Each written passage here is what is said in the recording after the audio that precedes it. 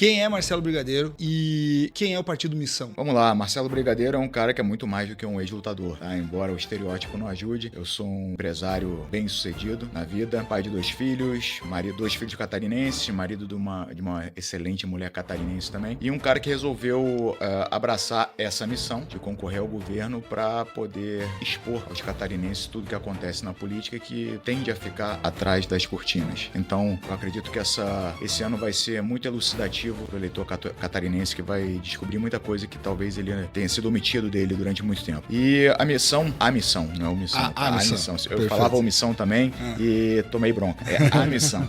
A missão é um partido que surge justamente para romper com isso tudo que a gente vê na política. Vocês acompanham política há muito tempo também. A gente sabe, como você bem falou na introdução, presidentes de partido que fazem as negociações. E a gente vem aí para expor e romper com essas negociações. Então, a missão ela surge com uma proposta diferente, de fato. Eu não gosto de dizer que é um partido novo, porque o último partido que levou essa nomenclatura aí acabou se mostrando mais do mesmo. Então, a gente surge como algo diferente, disruptivo, para brigar com tudo que está errado na política, que acaba enclausurando o brasileiro nessa vida degradante que a maioria dos brasileiros é obrigada a enfrentar, né?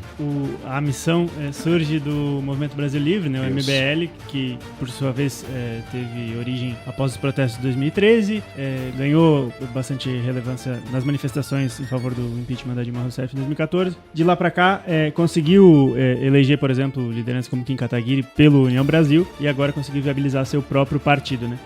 O que a missão quer trazer de novo para a política que não conseguiu ainda oferecer nessas manifestações, nos parlamentares que já foram eleitos por outros partidos? Excelente.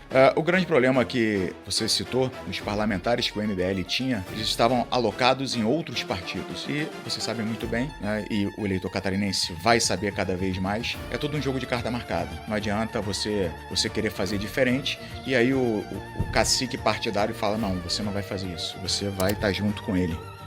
Então você fica amarrado, você não consegue agir de fato. Então a missão ela surge como a carta de alforria de quem quer fazer diferente de fato. Porque agora sim a gente tem a possibilidade de não ter ninguém mandando, ninguém fazendo negociatas, escusas para travar as nossas ações. A gente pode fazer exatamente o que a gente quer, que é trazer a diferença para a política, mostrar que a política pode ser feita de uma forma honesta, de uma forma que não seja degradante como é. A gente vê, inclusive, os meus futuros concorrentes, não tem nada mais degradante do que o perfil dos 3, e a gente até pode falar sobre isso, mas eu acho que a missão ela chega justamente para propiciar que a gente tenha a capacidade de fazer dentro da política o que a gente já vinha militando fora da política, mas que na hora que chegava nos partidos, a gente era podado. Deixa eu te perguntar sobre a eleição de 2018. O senhor chegou a ser cotado para aquela eleição quando o Moisés foi eleito?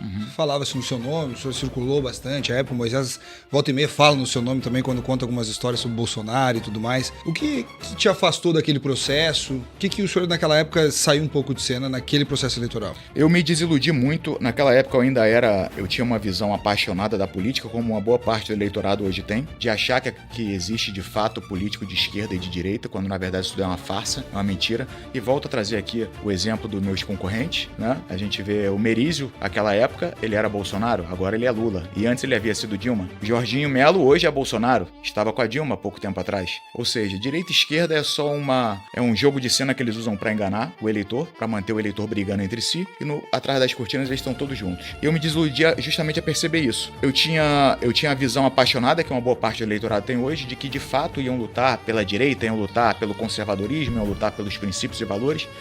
E aí me chega uma determinação da Nacional, do PSL, e eu estava na Executiva Estadual, botando a faca no meu pescoço, dizendo que a gente ia ter que coligar com o Gelson Merizio, ia ter que apoiar o Gelson Merizio. Eu, por saber quem era Gelson Merizio, eu ali já me desapaixonei e percebi que era tudo um jogo que visava apenas manter esse pessoal no poder e alcançar e manter o poder para sempre. O tempo me inocentou e mostrou. Hoje, Gelson Merizio é o candidato do Lula em Santa Catarina. Então, era esse tipo de composição que queriam que a gente fizesse lá atrás. E aí eu fui combativo, eu impedi isso, dentro do partido. E dentro do partido, quem mais me apoiou foi o Carlos Moisés. E aquela época, o meu nome era o mais cotado para deputado federal. Eu retirei minha candidatura a deputado federal para viabilizar, então, um apoio ao Moisés como governador e ao Lucas Esmeraldino ao Senado. Quase entramos no Senado, mas conseguimos eleger o Moisés, que na minha visão foi o melhor governador que Santa Catarina já teve. Alguns analistas apontam que situações como o escândalo do Banco Master, que a gente está acompanhando agora, que envolve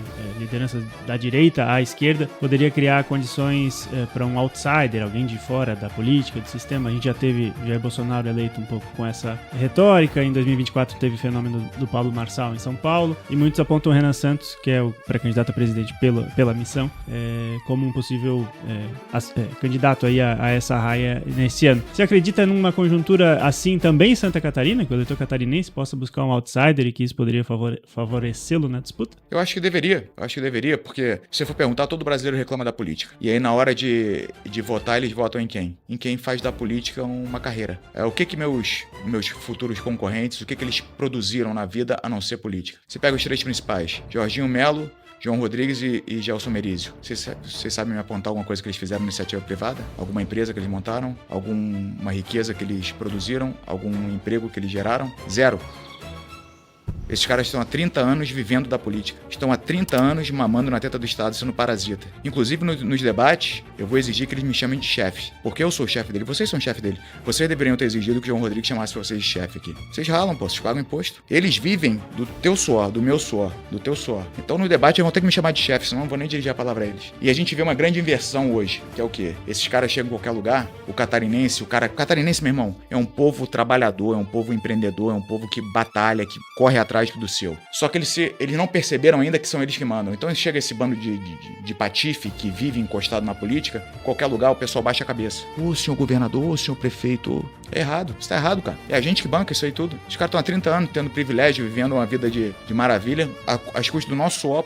Então, eu acho que o eleitor catarinense, se ele está insatisfeito, porque quando ele vai num posto de saúde, ele tem que ficar horas esperando atendimento, porque às vezes perde um parente sem atendimento no hospital público, porque o filho vai para uma escola pública sem qualidade e acaba sendo cooptado pelo tráfico, porque tá vendo a quantidade de feminicídio e estupro aumentando pra caramba, favelização absurda e acelerada de Santa Catarina. Santa Catarina tendo problemas de Rio de Janeiro que não tinha tempos atrás. Se o eleitor tá insatisfeito em pegar uma hora igual eu peguei agora pra vir da BR-101 até a entrada da ilha, um trechinho que de repente se eu fosse correndo eu era mais rápido. Todo dia o trabalhador tem que passar por isso. Se tá insatisfeito, não faz sentido você votar em quem tá há 30 anos fazendo parte desse sistema.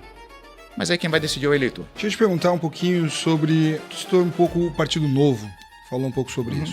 O Partido Novo nasceu à época com uma série de regramentos, uma série de determinações internas e tudo mais. A missão também tem seus próprios regramentos, a missão, no caso de coligação, no caso de não poder, de ter seleção para quem vai disputar. Existe uma coisa semelhante nesse processo ou a missão é uma outra coisa? São duas coisas distintas. Em relação à seleção, é uma seleção criteriosíssima que a gente está fazendo. Todo mundo que quer ser pré-candidato pela missão entra numa triagem. É uma planilha, depois eu até posso mostrar para os senhores. É uma planilha com diversas colunas e ela passa por 4 níveis de triagem. A gente investiga tudo da vida da pessoa, desde CPF até participação em redes sociais para ver se está alinhada ou não está alinhada com o nosso discurso. Em relação à coligação, a gente, em Santa Catarina, eu não vou coligar com ninguém, porque eu sou oposição a tudo isso que está aí. Eu não tenho como estar junto com o Jorginho, não tenho como estar junto com o Merizio, não tenho como estar junto com o João Rodrigues, não tenho como estar junto com ninguém. Todos eles são jogadores, são bonequinhos de um mesmo tabuleiro, de um jogo que lesa o povo e um jogo que eu tenho total desprezo. Eu não vou estar junto com eles, eu vou fazer o contrário, eu vou virar a mesa, vou jogar os bonecos no chão, vou quebrar o tabuleiro. Não tem coligação com ninguém. Mas isso é uma